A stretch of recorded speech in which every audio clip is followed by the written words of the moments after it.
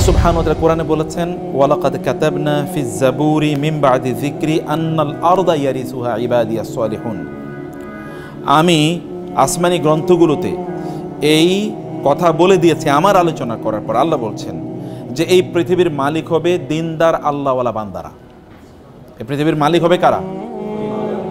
দিনদার আল্লাহওয়ালা বান্দারা। এবং আল্লাহ বলেছেন, ওয়াদাল্লাহুল্লাযীনা আমানু মিনকুম ওয়া আমিলুস সালিহাতি লা ইস্তাখলিফান্নাহুম ফিল আরদি কামা ইস্তাখলাফাল্লাযীনা মিন ক্বাবলিহিম ওয়া লা ইউমাক্কিনান্না লাহুম দীনাহুমুল্লাযী ইরতাদা লাহুম ওয়া লা ইউবাদদিলান্নাহুম মিন বা'দি খাউফিহিম আমনা ইয়াবুদুনানি লা ইউশরিকুনা বি শাইআ। আমি ওয়াদা দিয়েছি যারা আমার প্রতি ঈমান আনে এবং যারা ভালো কাজ করে, আমলে সালেহ করে, এই সকল ব্যক্তিরা তারা এই জমিনের তারা খলিফা হবে, এই জমিনের তারা মালিক হবে। আমি ওয়াদা দিয়েছি ঈমানদারদেরকে। তবে শর্ত হলো দুটো, তারা আমার ইবাদত করবে, আমার সাথে শরীক করবে না। এর মাধ্যমে তারা এই জমিনের মালিক হবে। এই জমিনের মালিক হিসেবে আল্লাহ তাআলা আপনাদেরকে তৈরি করেছেন। ইন্নী জাইলুন ফিল আরদি খলিফা, আমি জমিনে খলিফা বানাচ্ছি, মানে জমিনের মালিক বানাচ্ছি আমি। যারা এই জমিনকে চাষাবাদ করবে, সেই মর্যাদা, সেই যোগ্যতা, সেই রেসপন্সিবিলিটি দিয়ে আল্লাহ তাআলা আপনাদেরকে তৈরি করেছেন। এবং আপনারা যদি পৃথিবীতে দুজন নবীর কথা আমি কেবল বলি, তিনজন নবীর কথা বলি। এর মধ্যে একজন নবী হচ্ছেন সুলাইমান আলাইহিস সালাতু ওয়াস সালাম। তিনি এই গোটা পৃথিবীকে শাসন করেছেন, আবার তিনি নবী। এবং আল্লাহ সুবহানাহু ওয়া তাআলা তাকে এমন ক্ষমতা দিয়েছেন যে জিনদেরকে তিনি তার ডেভেলপমেন্টের কাজে ব্যবহার করতেন। ডেভেলপমেন্ট মানে কি? বিল্ডিং বানাবেন, রাস্তাঘাট তৈরি করবেন, ব্রিজ কালভার্ট নির্মাণ করবেন, অনেক বড় পুকুর অথবা ক্যানেল, খাল তৈরি করবেন, কারণ ইরিগেশন, কৃষি কাজের জন্য লাগবে, ইন্ডাস্ট্রি ডেভেলপ করবেন, এগুলো সব কিছুর জন্য জিনদেরকে ব্যবহার করতেন। আবার সমুদ্রের নিচ থেকে মণিমুক্তা এগুলো বের করে নিয়ে এসে এগুলো দিয়ে আবার অলংকার তৈরি করবে, এই সুযোগও, মানে এটাও তিনি তাদেরকে ব্যবহার করতেন জিনদেরকে এই সকল কাজে। এবং আল্লাহর কাছে তিনি প্রার্থনা করেছেন, হে আল্লাহ, আপনি আমাকে এমন এমন মুলক, রাজত্ব প্রদান করুন যে রাজত্ব আমার পরে আর কাউকে দেওয়া হবে না। এবং এমন রাজত্বই তিনি পেয়েছেন। আরেকজনের নাম আছে সুলাইমান আলাইহিস সালাতু ওয়াস সালাম বাবা, তার নাম হচ্ছে কি? দাউদ আলাইহিস সালাম। তাকে আল্লাহ সুবহানাহু, দাউদ কিন্তু রাজা, কিং। এ কারণে আপনি দেখবেন কিং সলোমন, কিং ডেভিড, এটা বাইবেলে বলা হয়। আর আমরা বলি দাউদ আলাইহিস সালাম এবং সুলাইমান আলাইহিস সালাম। আল্লাহ তাআলা তাদেরকে রাজত্ব দিয়েছেন। আচ্ছা, এরপরে আরেকজন আছে, তিনি হচ্ছেন জুমাবারে আমরা সূরাতুল কাহাফ পড়ি, এখানে একজন ব্যক্তির কথা বলা আছে। তিনি কে? যুলকারনাইন আলাইহিস সালাম। তাকে আল্লাহ তাআলা এমন ক্ষমতা দিলেন, তিনি মাতলে আশ-শামসি মাগরিব আশ-শামসি, তিনি মুহূর্তের মধ্যে কি সূর্য যেখানে অস্ত যায় সে জায়গায় চলে গেছেন, সূর্য যেখানে উদয় হয়, মানে একেবারে পশ্চিম, একেবারে পূর্ব, এই সব জায়গায় তিনি চলে গেছেন। তিনি একটা সেন্টারে ছিলেন, কিন্তু এই জায়গায় তিনি ঘুরে বেরিয়েছেন। এই অঞ্চলগুলো তার রাজত্বের অধীনে তিনি করে নেবেন। এবং এই রাজত্বের অধীনে নিয়ে এখানে কাজ ছিল কি?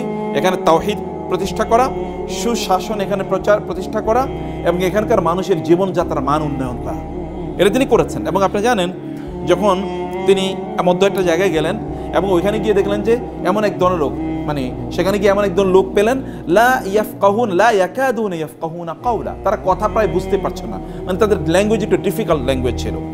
তখন তারা বলল, মানে ইয়া যাল কারনাইন ইন্না ইয়াজুজ ওয়া মাজুজ মুফসিদুনা ফিল আরদি ফাহাল নাজআলু লাকা খারজান আলা আন তাজআলা বাইনানা ওয়া বাইনাহুম সাদ্দা। তিনি বললেন, তারা বললেন, এই লোকেরা, এই জনপদের লোকেরা, যাদের ল্যাঙ্গুয়েজ খুবই সাধামাটা ল্যাঙ্গুয়েজ ছিল, এই সকল লোকেরা বললেন, এই যে ইয়াজুজ এবং মাজুজ আমাদেরকে খুব অত্যাচার করে, এখান থেকে বের হয়ে এসে আমাদের ফসলগুলো সব ধ্বংস করে দেয়, আমাদের ইন্ডাস্ট্রি সব ধ্বংস করে দেয়। আমরা আপনাকে কিছু খারাজ দেই, খারাজ মানে ট্যাক্স দেবো, কিছু টাকা পয়সা দেবো, কিছু কিছু খরচ দেবো, আপনি আমাদেরকে এরকম ওদের থেকে রক্ষা করার জন্য একটা দেয়াল নির্মাণ করে দেন। তিনি বললেন, না, মা মাক্কান্নি ফিহি রাব্বি খায়র, আল্লাহ আমাকে প্রচুর সম্পদ দিয়েছেন, আমার তোমাদের এই খুচরা পয়সা নিয়ে এটা নির্মাণ করতে হবে না, বরং তোমরা কি ফাআইনুনি বিকুওয়াতিন, তোমরা তোমাদের লেভার আমাকে দাও। Lever, I have my capital, টাকা আছে, তোমরা লেভার দাও। আচ্ছা ঠিক আছে, তোমরা লোহা নিয়ে আসো, আচ্ছা সীসা নিয়ে আসো, আগুন জ্বালাও, আমি তোমাদের জন্য দেয়াল নির্মাণ করে দিচ্ছি। এই দেয়াল নির্মাণ করেন, কিন্তু এখনো কি ইয়াজুজ মাজুজ এখনো বের হতে পারে না। ওই যে দেয়াল, এই দেয়াল কিন্তু কিয়ামতের আগে ওই দেয়াল ইয়াজুজ মাজুজ ভেঙে তারপর তারা বের হবে, এরপর ইয়াজুজ মাজুজ কিয়ামতের আলামত হিসেবে আসবে, সব তারা ধ্বংস করে দেবে। এই যে যুলকারনাইন আলাইহিস সালাম সারা বিশ্বে তিনি ঘুরে বেরিয়েছেন, কারণ কি? কারণ হচ্ছে রাজত্বকে কি করবেন? আরও বিস্তৃত করবেন। আচ্ছা, মুসলমানরা আপনি এবার চিন্তা করে দেখেন, রাসূল সাল্লাল্লাহু আলাইহি ওয়াসাল্লাম যখন মদিনায় যান, তখন তো তিনি কি মক্কা থেকে জীবন নিয়ে তিনি মদিনায় চলে গেছেন, কারণ তাকে হত্যার জন্য সকল পরিকল্পনা নিয়েছে। মদিনায় যাওয়ার পর এরপরে কি হয়েছে? চারপাশের লোকেরা ইসলাম গ্রহণ করা শুরু করলো, সিরিয়ার লোকেরা পর্যন্ত ইসলাম গ্রহণ করেছে। এরপর আবু বকর রাদিয়াল্লাহু তাআলা খলিফা হলেন। ওমর রাদিয়াল্লাহু তাআলা যখন খলিফা হন তখন কি মুসলমানরা হাত গুটিয়ে বসেছিল? না।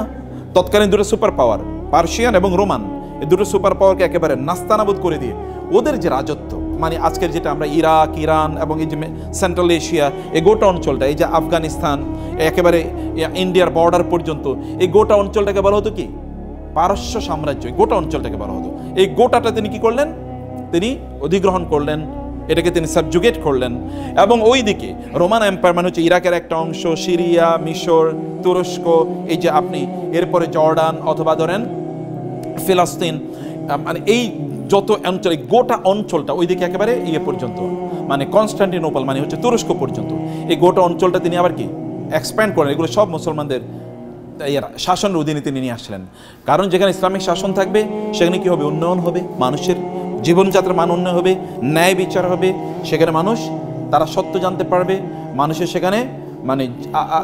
সেখানে আপনার দারিদ্র কষাঘাতে মানুষ মারা যাবে না সবাই সেখানে, কারণ সেখানে প্রত্যেকের কাছে সম্পদ পৌঁছে যাবে, সেখানে প্রচুর পরিমাণ মানুষের যে প্রয়োজনীয় জিনিসগুলো সেগুলো সব সেখানে ডেভেলপমেন্ট হবে, সেগুলো উন্নয়ন হবে, জ্ঞান হবে, বিজ্ঞান হবে, স্কুল কলেজ ইউনিভার্সিটি মাদ্রাসা সেখানে প্রতিষ্ঠিত হবে, গবেষণালয়, ল্যাবরেটরি, হসপিটাল, মেডিকেল কলেজ এগুলো তৈরি হবে।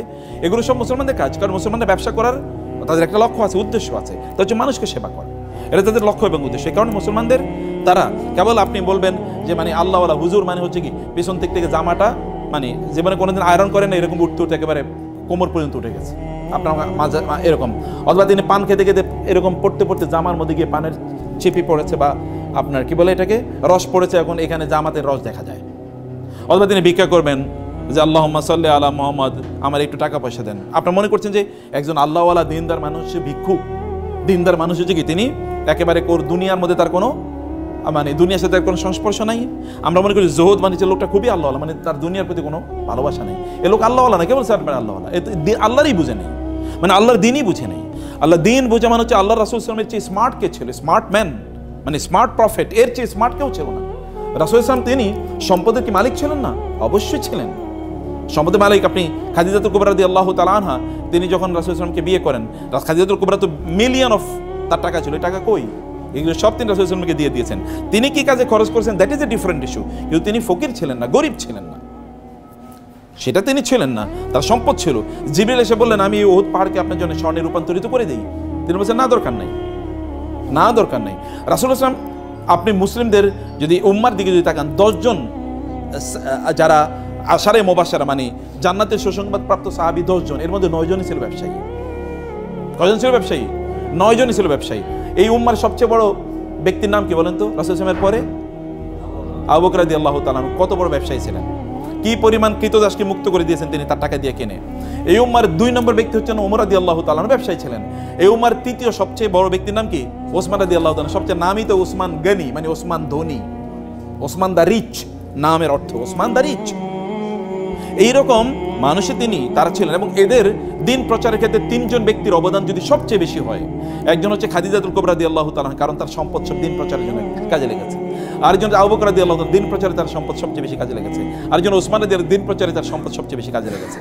আরেকজন ব্যক্তির নাম বলতে হবে, তার নাম হচ্ছে আব্দুর রহমান ইবনে আউফ রাদিয়াল্লাহু তাআলা, সবচেয়ে বড় ধনী মদিনার। মক্কা থেকে গিয়েছেন কিন্তু ব্যবসায়ী, মদিনায় গিয়েছেন কিছুই তার নাই।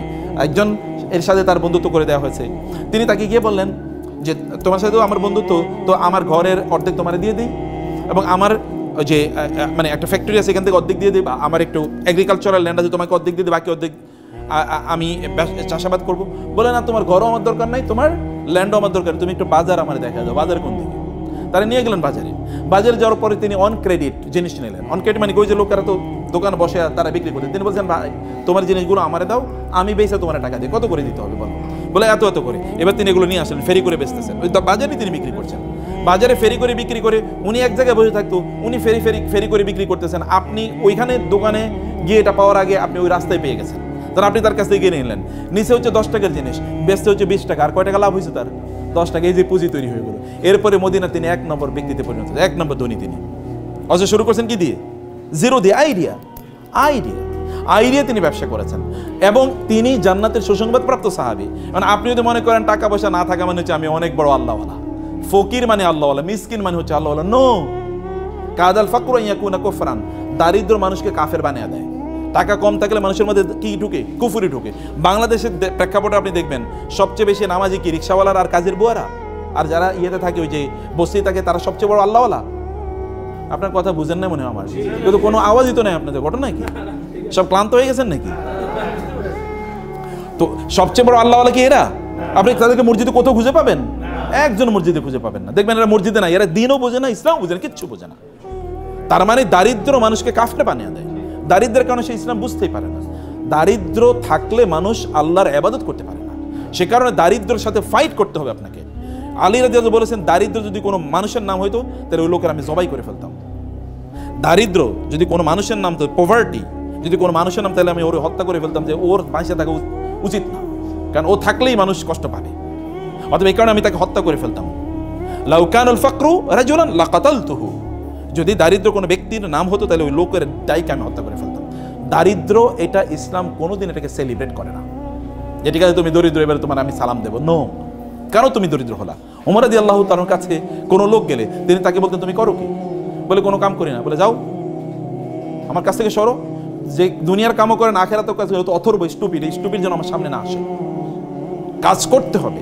আল্লাহ সুবহানাহু ওয়া তাআলা এই দুনিয়া নিয়ন্ত্রণ করার জন্য আপনাকে পাঠাইছেন, দুনিয়ার মালিক হওয়ার জন্য আপনাকে পাঠিয়েছেন। এখন আপনি দুনিয়ার মালিক হবেন না, আপনি দুনিয়ার স্লেভ হবেন। কেমন কথা? আপনি দুনিয়ার দাস না, দুনিয়ার দাস না, আপনি দুনিয়ার প্রভু, মানে আপনি দুনিয়ার লর্ড, আপনি দুনিয়ার কি মালিক। দুনিয়া আপনি নিয়ন্ত্রণ করবেন, আপনাকে মালিক হিসেবে আল্লাহ তাআলা দুনিয়া পাঠিয়েছেন। তাহলে দুনিয়ার মালিক হওয়ার জন্য করণীয়, দুনিয়ার মালিক হওয়ার জন্য করণীয় হচ্ছে আপনাকে টাকা সম্পদ ইনকাম করতে হবে। আমরা তাহলে চলেন এবার ব্যাংক ডাকাতি করি নাকি? কারণ অনেকে তো ব্যাংক ডাকাতি করে তো টাকা পয়সার মালিক হয়েছে নাকি? করে নাই? আপনাকে সম্পদের মালিক হওয়ার জন্য আপনাকে করতে হবে হলো হালাল উপায়ে আপনাকে সম্পদের মালিক হওয়া লাগবে। আপনি যদি হালাল উপায়ে সম্পদের মালিক হন তাইলে এটা আপনার ঈমানটাকে বাড়াবে, আপনার দিনদারি বাড়াবে, দিনদারি কমাবে না। তাহলে সম্পদের মালিক আমি কেন হব? একটা প্রশ্ন। আপনি তো সম্পদের মালিক হওয়ার অনেক পথ আছে, আপনি করবেনই, কিন্তু সম্পদের মালিক কেন হবেন? আপনি সম্পদের মালিক হওয়ার আপনার এক নাম্বার কারণ হলো আপনি সম্পদের মালিক হলে আপনি দিনই কাজ ভালো করে করতে পারবেন, আপনি ইবাদত ভালো করে করতে পারবেন। আপনার জামা কাপড়গুলো সুন্দর, একটু মসজিদে গেলে ভালো লাগবে, গন্ধ গায়ে থেকে গন্ধ বাইর হবে না। সুন্দর একটু জামা পরে আপনি সেন্ট পারফিউম ব্যবহার করে আপনি যাবেন, তাহলে আপনার একটু মনটা ফুরফুরা লাগবে। আপনি নিজের আপনার পরিবারকে বাসায় গেলে আপনার ওয়াইফ বলবে না তুমি কি আজকে মাছ নিয়ে আসছো, নিয়ে আসো না, যাও দরজায়, আজকে দরজায় খোলা হবে না। বাজার থেকে আজকে মাংস নিয়ে আসার কথা ছিল, পোলাপাইন কান্নাকাটি করতেছে, পোলাপাইনের পড়াইতে পারতেছে না, ওদের এটা নাই সেটা নাই, সারাদিন আপনার এগুলি শোনা লাগে। এই কারণে আপনি মনে করেন বাসায় যাবো না, বসে বসে সিনেমা দেখি বাইরে নাকি, অথবা বন্ধুদের সাথে আড্ডা দিই। এখন আপনি আড্ডা দেন, বাচ্চারাও আড্ডা দেয়, স্ত্রীও আড্ডা দেয়, আপনিও আড্ডা দেন, পুরো একটা জাহান্নাম হয়ে গেল। আপনার যদি সম্পদ থাকে, টাকা পয়সা থাকে, তাহলে আপনি ফুরফুরা মেজাজে বাসায় গেলেন, যা যা লাগে সব নিয়ে গেলেন, বাসার লোকেরও খুশি, আপনিও খুশি। এবার আপনার ইবাদত করেন, আপনার দিনদারি করেন, কোনো সমস্যা নেই। এটা এক নম্বর জিনিস। দুই নম্বর জিনিস হলো দিনদারি। যে সকল প্রতিষ্ঠানগুলিতে দিনদারি হয় ওই সকল প্রতিষ্ঠান নির্মাণ করবে কারা? কাফেররা না মুশরিকরা? হ্যাঁ, যেই প্রতিষ্ঠানে দিনদারি লাগবে, যেমন ধরুন মসজিদ নির্মাণ করবে কে? তো মুসলমানের টাকা না থাকলে মসজিদ নির্মাণ করবে কি দিয়ে? আচ্ছা, মাদ্রাসা নির্মাণ করবে কি দিয়ে করবে? কে করবে? তো মুসলমানের টাকা না থাকলে কোথায় করবে? আপনি আল্লাহ সুবহানাহু ওয়া তাআলা আমাদেরকে বলেছেন নামাজ আদায় করার জন্য, কিন্তু তার সাথে আরেকটা জিনিস করতে বলছেন, সেটা কি বলেন তো? নামাজ আদায়, নামাজ পড়ো, যাকাত নাও, নামাজ পড়ো, যাকাত নাও, নামাজ পড়ো। আমি তো কিছু যাকাত নাও, আপনারা বুঝতেই পারেন নাই। নামাজ পড়ো, যাকাত নাও আল্লাহ বলেছেন নাকি? না বলছেন কি নামাজ পড়ো? আপনি কি ভিক্ষা করে যাকাত দেবেন নাকি? তাহলে আপনাকে টাকা উপার্জন করে নামাজ যেরকম ফরজ, যাকাত দেও কি? কারণ আপনি বলবেন আমি নামাজ পড়ি, সুবহানাল্লাহ, আলহামদুলিল্লাহ, আমি অনেক ভালো আছি, তো যাকাত কে দেবে? নামাজও তো পড়তে হবে, যাকাতও তো দিতে হবে। তো যাকাত দিতে হলে কি হতে হবে? সম্পদের মালিক হওয়া লাগবে, নাহলে আপনি যাকাত দেবেন কোত্থেকে? যাকাত কি ইবাদত না? যাকাত কি ফরজ ইবাদত না? যাকাত দিলে কি আপনার সওয়াব বাড়ে না? যাকাত দিলে কি আল্লাহর কাছে সম্মান বাড়ে না?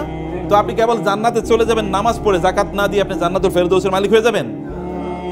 নো, যাকাত দেওয়ার মালিক হওয়া লাগবে। তো যাকাত দেওয়ার মালিক হতে হলে কি লাগবে? টাকা ইনকাম করতে হবে, সম্পদ ইনকাম করতে হবে। সম্পদ ইনকাম না করলে আপনি কেমনে করবেন? এখন আমরা সম্পদ ইনকাম করতে পারছি না, আমরা এখন হয়ে গেছি কি জানেন? আমরা কেবল এখন হচ্ছে কনজিউমার হচ্ছে আমরা ভোক্তা। যেমন দেখবেন আপনি, ওরা ইহুদিরা জিনিস বানাবে আপনি কিনবেন, খ্রিস্টানরা জিনিস বানাবে আপনি কিনবেন, আর আপনি খাইবেন, বলবেন আলহামদুলিল্লাহ, তৃপ্তি বলে আলহামদুলিল্লাহ, সুবহানাল্লাহ, আল্লাহ খ্রিস্টানদেরকে আমাদের সেবক বানাইছে। বুঝছেন এরকম কিনা?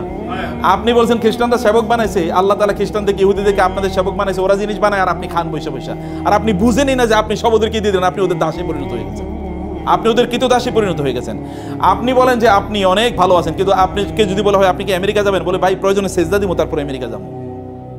এই পৃথিবীর মানুষের সবচেয়ে স্বপ্নের জায়গা কোনটা? ইউরোপ, আমেরিকা না? দেখেন না বাংলাদেশের লোকেরা, তারা হারাম কি হালাল কি কোনো কিছু বাঁচে না, তারা ইউরোপে যাবেই। ওইখানে গিয়ে ইসলাম পালন করতে পারবে কি পারবে না কোনোটাই না। আচ্ছা, এই পৃথিবীতে সবচেয়ে বড় রিফিউজি থাকে কোন সকল দেশে? ইউরোপ আমেরিকাতে সবচেয়ে বড় রিফিউজি, সবচেয়ে বেশি অ্যাসাইলাম মানুষ যায় কোথায় থাকার জন্য? ওইখানে। ওয়াও, এটাই তো দেখি জান্নাত। তো এই জান্নাত বানানোর কথা ছিল আপনাদের।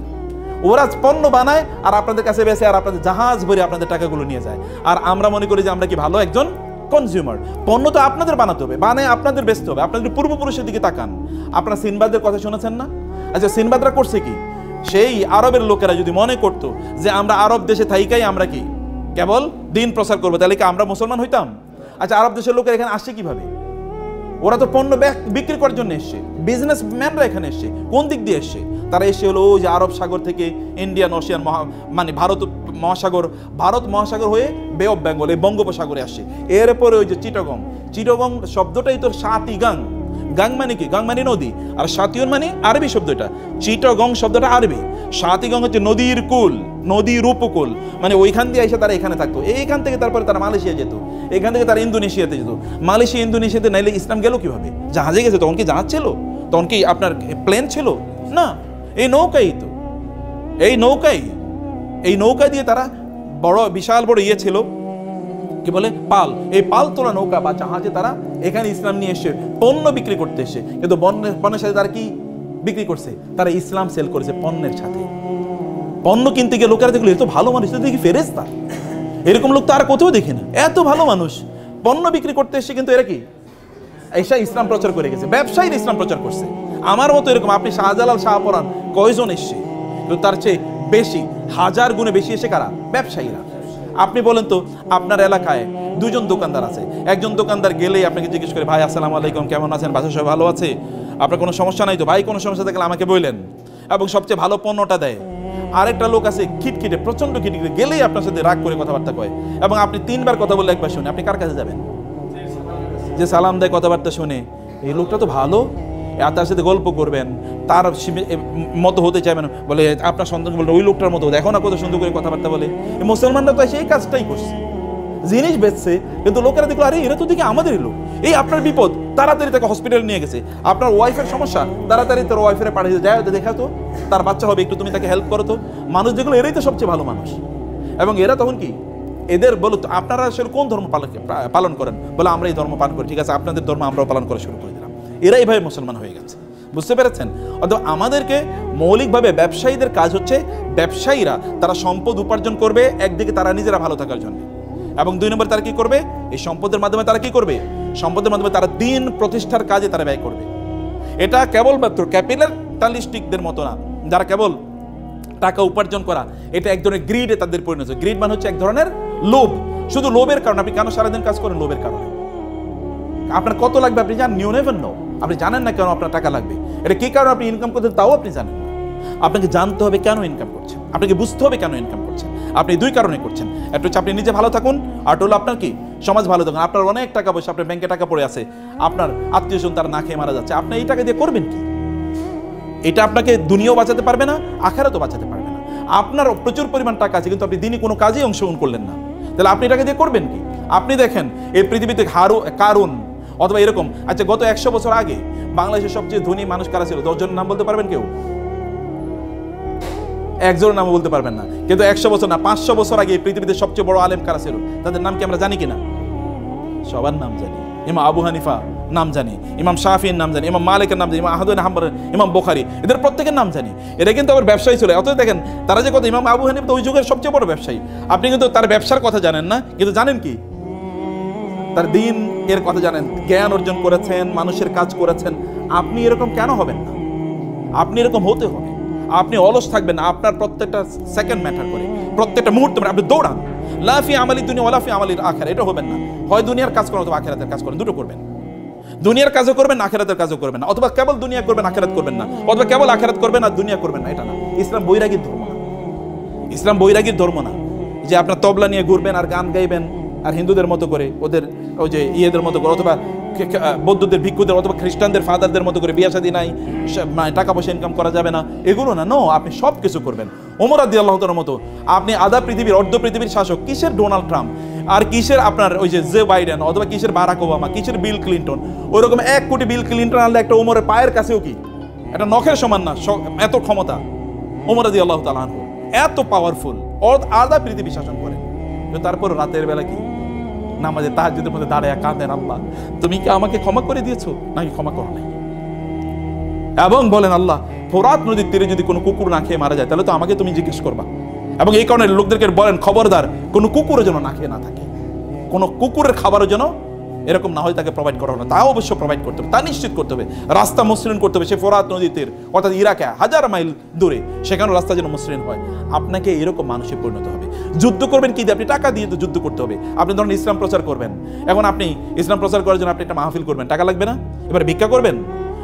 আমরা মুসলমানদেরকে একটা ভিক্ষুকের জাতি বানাইছি। মসজিদ বানাবো, একটা রাস্তায় একটা থালা নিয়ে বসে থাকলো, ভাই আল্লাহর রাস্তায় কিছু দেন না, মানে মইরা গেলে কি করবেন, এরকম ভিক্ষার জাতি তো আমরা ছিলাম না। আপনি একা এরকম টাকা পয়সার মালিক হন যে আমি মসজিদ টাকা বানিয়ে দেবো, আমি মাদ্রাসা টাকা বানাবো, আমি এরকম 50 জন লোককে আমি পড়াবো, আমি এরকম 10 জন আলেম বানাবো, এরকম টাকা পয়সার মালিক হওয়া লাগে। তাহলে আপনার দুনিয়ার জন্য ইনকাম হলো আখিরাতের জন্য, আপনি গর্ব করে চলতে পারবেন, আপনি মর্যাদার মতো করে চলতে পারবেন। অন্য লোকেরা আপনাদের দেশে থাকবে, যা আমরা বাংলাদেশে গিয়ে থাকবো, কারণ ওইখানকার লোকেরা ভালো, কারণ ওইখানে ব্যবসার প্রফিট আছে। তখন আপনি আমেরিকা গিয়ে পালিয়ে থাকবেন না, অথবা দিল্লিতে বলবেন না যে ওইখানে গিয়ে থাকি, ওইটা আমার বাপদাদার বাড়ি, পালিয়ে ওইখানে চলে যায়। এটা আপনি তখন মনে করবেন, আপনি মনে করেন না আমার বাপদাদার বাড়ি এটা, আমি এখানেই থাকবো, আমি এগুলোকে নিয়ন্ত্রণ করবো। You will have to do it. আপনার নিজকে সম্পদের মালিক হওয়া লাগবে, আপনার নিজকে ব্যবসায়ীতে পরিণত করতে হবে, এবং আপনি সম্পদের মালিক হবেন এই দুটো পারপাসকে সামনে রেখে, এই দুটো পারপাসকে সামনে রেখে। এবং তাইলে আপনি দেখবেন যে আপনি ওয়াইদু লাহুম মাসতাতআতু মিন কুওয়াতি ওয়া বিররিবাতিল খাইলি, আল্লাহ তাআলা রাসূলকে বলেছেন আপনি ওদের বিরুদ্ধে যুদ্ধ করার জন্য ঘোড়ার আস্তাবল তৈরি করুন। এখন ঘোড়ার আস্তাবল কেন তৈরি করে, কি দিয়ে তৈরি করে বলেন? ঘোড়ার আস্তাবল মানে আপনার সবচেয়ে ভালো দামি ঘোড়া এখানে উৎপাদন করা লাগবে। আবার গাড়ির দামি ঘোড়া উৎপাদন করলে ঘোড়ার খাবার দেওয়া লাগবে না, খাবার আপনাকে তার মানে আলাদা কি, এই যে মানে বিভিন্ন প্রাণীর যে খাবার এগুলোকে ফিস্ট না ইয়ে বলে, হ্যাঁ এই যে বিভিন্ন এগুলো আপনার ফিস্টের জন্য আপনাকে আলাদা ফ্যাক্টরি ডেভেলপ করা লাগবে। আবার এগুলো ধরেন রোগ আছে, রোগের চিকিৎসা করার জন্য কি আলাদা এই যে ভেটেরিনারি সিস্টেম আপনাকে ডেভেলপ করা লাগবে। আবার এগুলোকে বিক্রি করার জন্য আলাদা বাজার ব্যবস্থা তৈরি করতে হবে, চেন মার্কেট মানে সাপ্লাই চেন ম্যানেজমেন্ট আপনাকে তৈরি করতে হবে, আপনাকে আলাদা দক্ষ লোক তৈরি করতে হবে। এটা হিউজ ইন্ডাস্ট্রি। আল্লাহ তার রাসূলকে বলছেন মদিনা ইন্ডাস্ট্রি ডেভেলপ করেন, কারণ এটা অ্যাগ্রারিয়ান ইকোনমি, ওখানে কেবল এগ্রিকালচারাল প্রোডাকশন হয়, এগ্রিকালচার তো থাকবে, তার পাশাপাশি ইন্ডাস্ট্রি তৈরি করেন। 1500 বছর আগে আল্লাহ রাসূলকে বলছেন ইন্ডাস্ট্রি তৈরি করেন, আর আমরা 1500 বছর পরে এসে আমরা কোন ইন্ডাস্ট্রি ডেভেলপ করলাম না। আপনি ডেভেলপ করা লাগবে, সমাজের মানুষের জন্য কাজ করতে হলে আপনাকে সম্পদের মালিক হওয়া লাগবে। কিন্তু সম্পদ যেন আপনার অন্তরে না চলে যায়। সম্পদ থাকবে কোথায়? হাতে থাকবে সম্পদ, কিন্তু অন্তরে থাকবে কি আল্লাহ। আল্লাহ থাকবেন অন্তরে, হাতে থাকবে সম্পদ, এর মাধ্যমে গোটা পৃথিবীর মালিক আমরাই হয়ে যাব। আমাদের পূর্বপুরুষরা প্রায় 1200 বছর একচ্ছত্রভাবে গোটা পৃথিবী চালাইছে। আপনাদের বাপদাদারা, ভালো করে শুনেন, আপনাদের বাপদাদা মানে কি? আমাদের পূর্বপুরুষরা, এরা এই ইন্ডিয়ান সাবকন্টিনেন্ট কত বছর চালাইছে মুসলমানরা বলেন তো? কি যে 200 বছর, কি বলেন 800 বছর। এই ইন্ডিয়া মুসলমানদের অধীনে, মোগলদের অধীনে, এটা 800 বছর ছিল, 800। ইউরোপ, এই যে আজকে যে ইউরোপ দেখতে পাচ্ছেন আপনার, এত ইন্ডাস্ট্রিয়াল ডেভেলপমেন্ট, এই পুরা ইউরোপ তৈরি করছে মুসলমানরা। ইউরোপের লোকেরা আগে বছরে তারা 2-3 দিন গোসল করতো, যেমন শাহবাগীরা বছরে 1-2 গোসল করে। অথবা দেখবেন আপনি হিন্দুরা, ওরা মনে করে গোসল কম করা ভালো, বুঝতে পেরেছেন? এটা ইউরোপিয়ানদের, এটা তাদের ইয়ে ছিল যে গোসল কম করলে আল্লাহওয়ালা হওয়া যায়। এটা আমি একটু বুদ্ধিজীবী টাইপ। এবং ওরা নারীদের, এখানকার হিন্দুদের মতো ওদের নারীদেরকে ওরা জীবন্ত হত্যা করতো। স্বামী মারা গেছে, এই মহিলারা বাঁচিয়ে রাখার দরকার নাই। এবং রাস্তাঘাট সব অন্ধকারের মধ্যে জীবনযাপন করতো। মুসলমানরা ওইখানে গিয়ে তারা বলছে রাস্তা হবে, রাস্তার মধ্যে কি এই যে নিয়ন লাইট এখন দেখছেন না, এটা মুসলমানরা এখন থেকে 1200 বছর আগে তৈরি করছে। মুসলমানরা এখন ইউরোপের বাড়িঘরগুলো দেখবেন মুসলমানদের, ওই আলহামরা, আপনারা ইন্টারনেট যদি ঘাটতে বুঝেন তাহলে আলহামরা বলে একটা সার্চ দেবেন। আলহামরা এটা স্পেনের প্রাসাদের নাম আলহামরা। এই আলহামরার মতো করে এখন ইংল্যান্ডের সকল বাড়িঘর আলহামরার মতো, মানে ওইখান থেকে ওরা শিখেছে architecture, building technology, civil engineering, mechanical engineering, এগুলো সব মুসলমানদের অবদান। মেডিকেল সায়েন্স মুসলমানদের, ফুল মেডিকেল সায়েন্সটা মুসলমানরা ডেভেলপ করছে, যেটাকে ইবনে সিনা বলা হয়, he is father of medical science. এবং এই যে ওষুধ বানানোর ফুল পদ্ধতিটা মুসলমানদের আবিষ্কার। কেমিস্ট্রি পুরোটা মুসলমানদের আবিষ্কার, ফিজিক্স পুরোটা মুসলমানদের, নিউটন এটা তো মুসলমানদের সূত্র চুরি করে। জাবের ইবনে আল হাইসামের সূত্র 4.5 বছর আগে, 450 বছর আগে জাবের ইবনে হাইয়ান এই সূত্র দিয়েছে। ওই সূত্র চুরি করে তারপরে নিউটনের সূত্র বানাইছে। এখন এই কথা তো আমরা বলতে পারি না, কারণ আমরা তো এখন কি, এখন হচ্ছে আমরা দুর্বল। আমরা এই কথা বললে মানুষ বলে এটা পাগল। আমাদের সন্তানরাই তো বিশ্বাস করবে না, আমাদের সন্তানরাই বিশ্বাস করবে না। অথচ পৃথিবীর এখনও মুসলমানদের হাতে প্রায় 70,000 এরকম বিজ্ঞানের বই আছে, যেগুলো যদি এখন অনুবাদ করা যেত তাহলে গোটা পৃথিবী ম্যাচমারেজ হয়ে যেত। কিন্তু কে করবে? এখন তো মুসলমানরা কেবল খায় দায় ফুর্তি করো। আপনার টাকা হলে আপনি ইউরোপে গিয়ে একটা ট্যুর দিয়ে আসবেন, যে ওইখানে যাই, তাই না? কারণ ওইখানে গেলেই তো এখনও মুসলমানরা ধরেন 40,000 ফিট উপরে উঠার পরে এরপরে ওই যে আপনার বিমান বালাকাটাকে বলে লাল পানি আছে, লাল পানি আছে, এই আশপাশে তাকায়, কেউ দেখা যায় পরিচিত কেন, একটু লাল পানি দাও, কারণ বাসায় দেশে খাইতে পারে না, ওইখানে গিয়ে একটু লাল পানি খায়। এই চরিত্রওয়ালা মুসলমানকে দিয়ে কি হবে? আপনাকে চরিত্রবান হওয়া লাগবে, টাকা পয়সার মালিক হন, গোটা পৃথিবী নিয়ন্ত্রণ।